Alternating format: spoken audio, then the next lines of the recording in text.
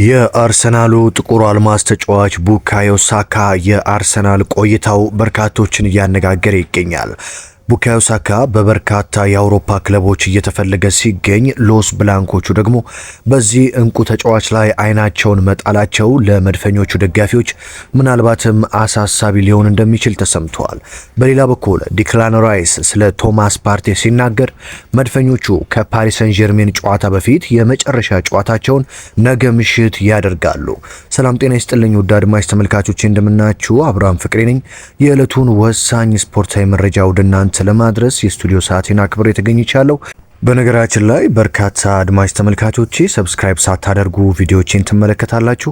አንድ ጊዜ በአክብሮት የደወል ምልክቷን በመጫን ቤተሰብ እንድትሆኑ ልጋብዛችሁ። ቪዲዮው እንደተለመደው ለበርካቶች እንዲደርስ ላይክ አድርጋችሁ ጀምሩ። በቀጥታ ወደ ዛሬው መረጃዎች ልውሰዳችሁ። ለረጅም ጊዜ ከሜዳ ርቆ የነበረውና ምናልባትም የአርሰናል አይን ወይም ደግሞ የጀርባ አጥንት ነው የሚባለው በብዙዎች የአርሰናል ደጋፊዎች ቅጽል ስሙ ጥቁሩ አልማዝ የሚሉት ተጫዋች እንግሊዛዊ ኮከብ ቡካዮ ሳካ እንግዲህ በመድፉ ቤት ከጉዳት ከተመለሰ በኋላ ለአርሰናል ምን ማለት እንደሆነ እያሳየ ይገኛል። በተለይም በአውሮፓ ሻምፒዮንስ ሊግ አርሰናል ሪያል ማድሪድን ጥሎ ሲያልፍ በሁለተኛው የበርናባው ጨዋታ ላይ የቡካዮ ሳካ ጥቅም ጎልቶ የታየበትና እንደዚሁም ደግሞ ከጉዳቱ መልስ አርሰናል ባደረጋቸው እያንዳንዱ ጨዋታዎች ላይ የዚህ ተጫዋች የጎል እድል መፍጠር ወደፊት የአርሰናል የመሳብና በተጋጣሚ የቦክስ ሳጥን ውስጥ ጫናን የመፍጠር አቅም ምን ያህል እንደሚጨምር ከዚህ ተጫዋች ጋር ተመልክተናል ብዬ አስባለሁ። ታዲያ ሪያል ማድሪዶች ለዚህ ተጫዋች ከፍተኛ ፍላጎት እያሳዩ መምጣታቸው እየተነገረ ይገኛል። በርካታ የአውሮፓ የመገናኛ ብዙሃን እያረጋገጡት እንዳለ ከሆነ ሪያል ማድሪዶች ቡካዮ ሳካንና ዊሊያም ሳሊባን ከአርሰናል ለማስፈረም ከፍተኛ ፍላጎት እያሳዩ እንደሆነ ተሰምቷል። መድፈኞቹ ግን ይህንን ተጫዋች በቀላሉ እንደማይለቁት ይታሰባል። ራሱ ቡካዮ ሳካም ከአርሰናል ጋር በርካታ ዋንጫዎችን ማሳካት ፈልጋለሁ፣ በአርሰናል ቤት የጀመርኩት የቤት ስራ ገና አላለቀም ማለቱ ይታወሳል።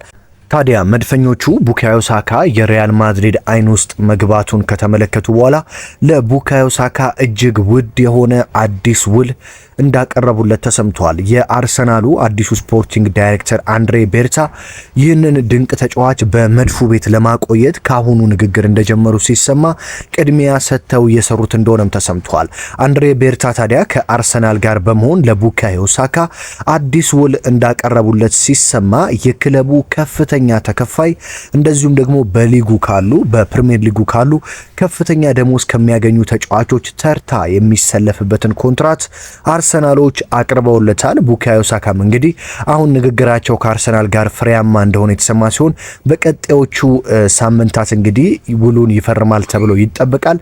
ይህ ውል እንግዲህ በአርሰናል ቤት ከፍተኛው ተከፋይ ካሁን በኋላ ቡካዮ ሳካ እንዲሆን የሚያደርገውና እንደዚሁም በእንግሊዝ ፕሪሚየር ሊግ ካሉ ከፍተኛ ተከፋይ ተጫዋቾች ተርታ እንደሚያሰልፈው ነው የተሰማው። ታዲያ አዲሱ ስፖርቲንግ ዳይሬክተር አንድሬ ቤርታ የቶማስ ፓርቴን ጉዳይም እየተከታተሉት እንደሆነ ሲሰማ ቶማስ ፓርቴ በአርሰናል ይቆይ አይቆይ የሚለው ጉዳይ እስካሁን ድረስ እንዳልተወሰነ ነው የተሰማው። የአርሰናሉ ተጫዋች ዲክላን ራይስ ስለ መሃል ሜዳው ተጫዋች ቶማስ ፓርቴ እንደዚህ ሲል ተናግረዋል።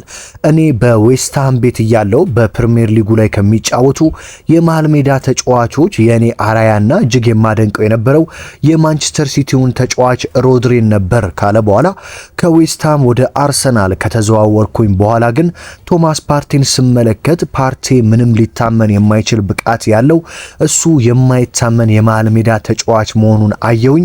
ከጎኑ ስትጫወት ስራህን ያቀልልሃል።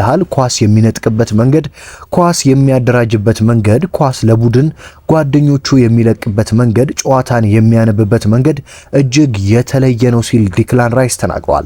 ዘመናዊ እግር ኳስ ላይ አንድ የመሃል አማካኝ ተጫዋች ማሟላት ያለበትን ነገር ሁሉ ያሟላ ተጫዋች ነው። የሚገርመው ደግሞ ፓርቴ የትም ቦታ እንዲጫወት ኃላፊነት ብትሰጠው የትኛውንም የተሰለፈበት ቦታ ያለምንም እንከን ይወጣዋል።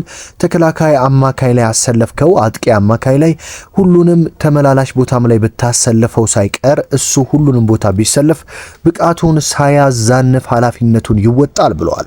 ሜዳ ላይ የሱን ያህል ተጽዕኖ ፈጣሪ የመሃል ሜዳ ተጫዋች የትኛውም ሊግ ላይ ብትፈልግ አታገኝም። ቢሆንም ወደ አርሰናል ከመምጣቴ በፊት ዌስትሃም ከአርሰናል ጋር ሲጫወት እርስ በርስ ስንገናኝ አሰልጣኛችን መሀል ሜዳውን መቆጣጠር ከፈለጋችሁ የፓርቲን እንቅስቃሴ መግታት እንዳለብን መመሪያ ይሰጠን ነበር። ወደ አርሰናል ከመጣው በኋላ ግን በሱ ልክ የማይዛነፍና ወጥ ብቃት ያሳየ አማካኝ ያለ ብዬ አላምንም ብሏል። ሮድሪ ምርጥ ተጫዋች መሆኑ ጥያቄ የለውም፣ ነገር ግን ፓርቲ የማይታመን ነበር። ሌላው የሪያል ማድሪዱ ተጫዋች ቹዋሜኒ፣ እሱ ደግሞ ወጣት ነው፣ በጣም አግሬሲቭ ተጫዋች ነው። እሱም በመሃል ሜዳ ከተመለከትኳቸው ከቶማስ ፓርቴ ቀጥሎ ጥሩ አማካኝ ተጫዋች ነው ሲል ዲክላን ራይስ ተናግሯል። በነገራችን ላይ ቶማስ ፓርቴ በርካታ የአርሰናል ደጋፊዎች በአርሰናል ቤት እንዲቆይላቸው የሚፈልጉ ሲሆን ነገር ግን አርሰናሎች የሪያል ሶሲዳዶን ዙቤሜንዲን ካመጡ ቶማስ ፓርቴን ከእድሜውም ጋር በተያያዘ ሊለቁት እንደሚችሉ ነው እየተነገረ የሚገኘው ማለት ነው። ሌላኛው እንግዲህ በአርሰናል ቤት ከጉዳት ከተመለሰ በኋላ ከቡካዮ ሳካ ጋር እጅግ ድንቅ ጥምረት የፈጠረው ጋብሪኤል ማርቲኔሊ ስለ ካፒቴን ማርቲን ኦዲጋርድ ተናግሯል። እኔ ማርቲን ኦዲጋርድ ጋር አንድ ቡድን ሆኜ መጫወት መቻሌ ሲበዛ እድለኛ ነኝ። በእውነት ከሱ ጋር በመጫወቴ በጣም ኩራት ይሰማኛል። እሱ ለቡድናችን ትክክለኛ የቡድን መሪ የሆነ አምበል ነው ሲል ጋብሪኤል ማርቲኔሊ ስለ ኦዲጋርድ ተናግሯል። እሱ ሜዳ ላይም ከሜዳ ውጪም ያለው ስብዕና ለየትኛውም ተጫዋች ትልቅ አርአያ መሆን የሚችል የተለየ ሰው ነው። ሜዳ ላይ ተጫዋቾቻችንን ያበረታታል፣ ደጋፊ ያነሳሳል። ብዙም የማይናገር ነገር ግን በሁሉም ሰው የሚከበርና የሚወደድ የመልበሻ ቤታችን ድምቀት ነው ሲል ጋብሪኤል ማርቲኔሊ ተናግሯል። በነገራችን ላይ ጋብሪኤል ማርቲኔሊ ከቡካዮ ሳካ ጋር ሁለቱም ከጉዳት ከተመለሱ በኋላ እጅግ አስደናቂ ጥምረታቸውን እያሳዩ ሲገኙ በፓሪስ ሰን ጀርሜኑም ጨዋታ ልዩነት ይፈጥራሉ ተብሎ ይጠበቃል። በተለይም አርሰናሎች የፓሪስ ሰን ጀርሜኑን እጅግ ከባድ የሆነውን የኦስማን ዴምቤሌን የኪቪቻ ክቫራትስኬሊያና የሌሎቹን የፊት ለፊት መስመር ተጫዋቾች እንቅስቃሴ ከገቱ በመልሶ ማጥቃትም ሆነ አርሰናል በሚያጠቃበት ጊዜ በቡካዮ ሳካ፣ ትሮሳርድ፣ ሚኬል ሜሪኖና ማርቲኔሊ አማካኝነት ግብ የማያስቆጠርበት ምክንያት እንደሌለ በርካቶች እየተናገሩ ይገኛሉ። የመድፎ የተከላካይ ስፍራ ዊሊያም ሳሊባም ዘንድሮ ከአርሰናል ጋር ቻምፒዮንስ ሊግን ማሳካት እንደሚፈልግ የተናገረ ሲሆን አርሰናልን መደገፍ የጀመርኩት ገና የ6 ዓመት ልጅ እያለው ነው። በ6 ዓመቴ የአርሰናልን ማሊያ ለብሼ የአርሰናልን ጨዋታ እመለከት ነበረ። በዛ ጊዜ እንዲያሁኑ ፕሪሚየር ሊግ በቀጥታ በቴሌቪዥን መስኮት የመከታተል እድል አልነበረን። ነገር ግን የአርሰናልን ኳስ ለመመልከት በርካታ መስዋዕትነቶችን እየከፈልኩ እመለከት ነበር። የአርሰናል ፍቅር ውስጤ አብሮኝ ያደገ ነው ሲል የተናገረው ሳሊባ ከዚህ ክለብ ጋር በቃል ልገልጸው የማልችለው ቁርኝት አለኝ። የልጅነት ህልሜ ይህንን ማሊያ ለብሼ መጫወት ነው። አሁን የልጅነት ህልሜን እየኖርኩኝ ነው። ከአርሰናል ጋር ያልጨረስኳቸው በርካታ ቀሪ የቤት ስራዎች አሉኝ። ከዚህ ታላቅ ክለብ ጋር ትልልቅ ዋንጫዎችን አሸንፌ ስሜን በደማቁ መጻፍ እፈልጋለሁ ያለው ዊሊያም ሳሊባ ከነዚህ ዋንጫዎች ደግሞ የመጀመሪያው የአውሮፓ ሻምፒዮንስ ሊግ ነው። ዘንድሮ በርካታ እርምጃዎችን ተራምደናል። ቀጣይ የሚገጥሙንን 3 ጨዋታዎችን ካሸነፍን የአውሮፓ ሻምፒዮንስ ሊግ ዋንጫን ከፍ አድርገን መሳም እንችላለን።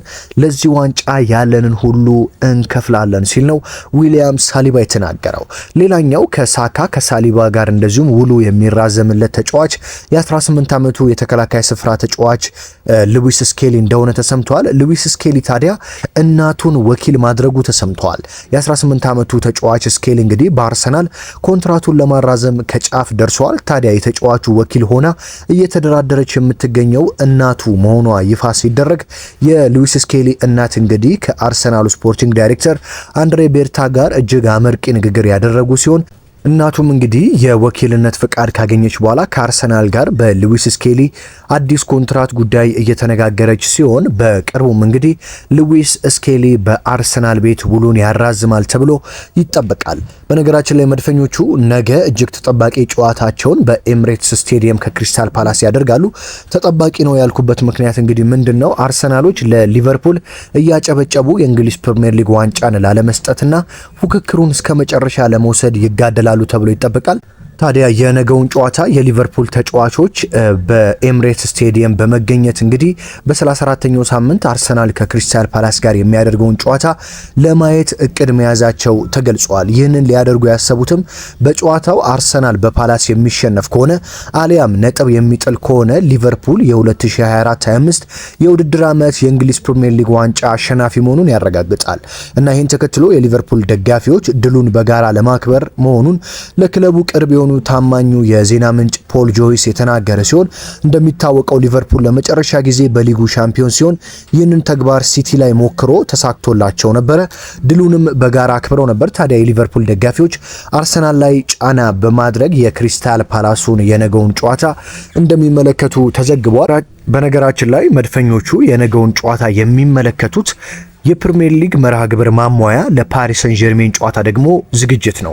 አርሰናሎች የፊት ለፊታችን ማክሰኞ ማለትም የዛሬ ሳምንት ምሽት 4 ሰዓት ላይ እጅግ ተጠባቂውን ምናልባትም ዘንድሮ አርሰናል ካደረጋቸው ትልቅ ጨዋታዎች መካከል የሚመደበውን የአርሰናል ደጋፊዎች በጉጉት የሚጠብቁትን የአውሮፓ ሻምፒዮንስ ሊግ የግማሽ ፍጻሜ ጨዋታ በሜዳው ኤምሬትስ ስቴዲየም የፈረንሳዩን ኃያል ክለብ ፓሪስ ሰን ጀርሜንን የሚያስተናግድበት ጨዋታ ያደርጋል። ፓሪስ ሰን ጀርሜን ዘንድሮ የፈረንሳይ ሊግ ዋንን እንግዲህ ምንም ጨዋታ ሳይሸነፍ ማሳካቱ ይታወሳል። እንደዚሁም ደግሞ በሻምፒዮንስ ሊጉ እንደ ሊቨርፑል ያሉ ትልልቅ ቡድኖችን ጥሏል። እንደዚሁም እጅግ ድንቅና ወጥ አቋም በማሳየት ከጨዋታ ብልጫ ጋር በብዙ ግቦች እየታጀበ ተቃራኒ ቡድኖችን እያሸነፈ አስደናቂ መሆኑን ፒኤስጂ አሳይቷል ማለት ነው። በነገራችን ላይ አርሰናልና ፓሪስ ሰን ጀርሜን በዘንድሮ የምድብ ጨዋታ በአውሮፓ ሻምፒዮንስ ሊግ ተገናኝተው አርሰናል 2-0 ማሸነፉ ይታወሳል። ነገር ግን ያን ጊዜ የነበረው ፓሪስ ሰን ጀርሜን እና አሁን ያለው ፓሪስ ሰን ጀርሜን እጅግ የተለያዩ ናቸው። አሁን ላይ ፒኤስጂ እንግዲህ ሉዊስ ኤንሪኬ እጅግ በአስደናቂ ሁኔታ ሰርቷቸው በአስደናቂ አቋም ላይ ይገኛሉ። መድፈኞቹም እንግዲህ ሪያል ማድሪድን ጥለው ባለፈው ሳምንት ኢፕስዊች ታውንን 4-0 በአስደናቂ ሁኔታ አሸንፈው ተጫዋቾቹን ደግሞ ሚኬል አርቴታ እረፍት እየሰጠ እያቀያየረ ለፓሪስ ሰን ጀርሜኑ ጨዋታ እንግዲህ እጅግ ከፍተኛ ዝግጅት እያደረገ እንደሆነ ይታወቃል። ስለዚህ የነገው የክሪስታል ፓላስ ጨዋታ አርሰናል ለፓሪስ ሰን ጀርሜኑ ጨዋታ ምን አይነት አሰላለፍ ይዤ ልግባ፣ እንዴት ልጫወት የሚለውን የሚመለከትበት እንደሆነ ነው የሚጠበቀው። በነገራችን ላይ መድፈኞቹ እንግዲህ በፓሪስ ሰን ጀርሜኑ ጨዋታ በመጀመሪያው የኤምሬት ጨዋታ እጅግ ወሳኙን ተጫዋቻቸው ቶማስ ፓርቴ አይኖርም። ይህም እንግዲህ ለአሰልጣኝ ሚኬል አርቴታ ሌላ የራስ ምታት ስለሚሆን በቶማስ ፓርቴ በኩል ማንን ላሰልፍ የሚለውን እንግዲህ በነገው የክሪስታል ፓላስ ጨዋታ የሚወስኑ እንደሆነ ነው የሚጠበቀው። ሚኬል አርቴታ እንግዲህ በፓርቴ በኩል ማንን እንደማሰልፍ እያሰብኩ ነው፣ በሱ ቦታ መጫወት የሚችሉ ተጫዋቾች አሉኝ፣ ስለዚህ ጥሩ ብቃት ላይ የሚገኘውን ተጫዋች እመርጣለሁ ማለታቸው ይታወሳል። ዋይትን ተከላካይ አድርገው ሉዊስ ስኬሊን በቶማስ ፓርቴ በኩል አሊያስ ጀርጊኒዮን ወይስ ደግሞ ሚኬል ሜሪኖን ወይስ ኢታን ዋኔሪን የትኛውን ተጫዋች በቶማስ ፓርቴ በኩል ይጠቀማሉ የሚለው እንግዲህ በርካታ ጥያቄዎችን እያስነሳ ነው። የነገው የክሪስታል ፓላስ ጨዋታ እንግዲህ ከፕሪሚየር ሊግ መርሃ ግብር ማሟያነት ባለፈ ለፓሪስ ሰን ጀርሜኑ ጨዋታ ከፍተኛ ዝግጅት የሚያደርጉበት እንደሆነ ነው የሚጠበቀው ማለት ነው። ውድ የዩቲዩብ አድማጭ ተመልካቾቼ የዕለቱን ወሳኝ ጥንክሮች እንደተለመደው የዕለቱን ወሳኝ መረጃዎች ወደ እናንተ አደረስኩኝ። ቻናላችን እንግዲህ በአጭር ጊዜ እጅግ ተወዳጅነትን አትርፏል። ከሀገር ውስጥም ከሀገር ውጭም ያላችሁ አድማጭ ተመልካቾቼ ቤተሰብ ስለሆናችሁ ከልብ እያመሰገንኩ ለቻናሌ አዲስ ሆናችሁ የደወል ምልክቷን በመጫን አሁንም ቤተሰብ መሆን አትርሱ። በሌላ መረጃ በሌላ ጥንክር እስከምንገናኝ ድረስ ሰላም ተመኘውላችሁ።